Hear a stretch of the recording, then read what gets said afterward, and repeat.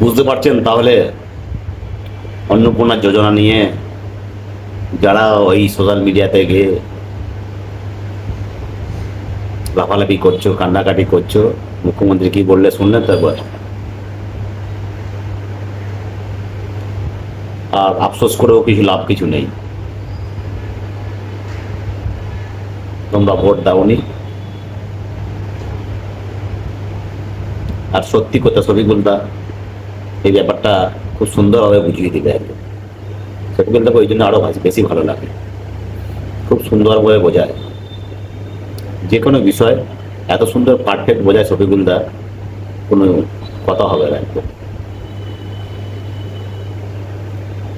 তো ওই জন্য তো শফিকুলদার আরামবাগ টিভির এত ফলোয়ার্স, মিলিয়ন মিলিয়ন ফলোয়ার্স।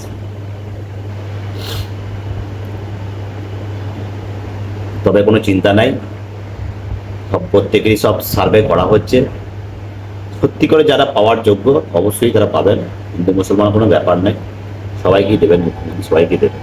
একটু ধৈর্য ধরুন, একে একে সার্ভে ভেরিফিকেশন হচ্ছে, একে একে সব দেওয়া হচ্ছে, রোজই কিছু না কিছু করে দেওয়া হচ্ছে।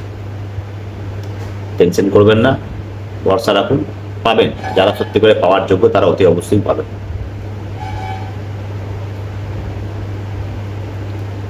এতদিন তো ধৈর্য ধরলেন, আর একটু ধৈর্য ধরুন। আমরাও তো পাই নাই, আমরা এই খেবে এই লাস্টে পেয়েছি, আমরা পাই নাই, এই খেবে এই লাস্টে পেয়েছি। তো সবাইকে ধৈর্য ধরতে হবে, কোনো চিন্তা করবেন না। মুখ্যমন্ত্রী সবার মুখ্যমন্ত্রী, যদি পাওয়ার যোগ্য হয় অতি অবশ্যই মুখ্যমন্ত্রী দেবে, সে নিয়ে কোনো চিন্তা নেই। আর সবার তো একটু আশা থাকে যে এরা আমাকে ভোট দিয়েছে, জিতিয়েছে, সেদিকে একটু বেশি থাকে। যাই হোক, চ্যানেলটা ভালো লাগলে লাইক, কমেন্ট অ্যান্ড শেয়ার করে দেবেন।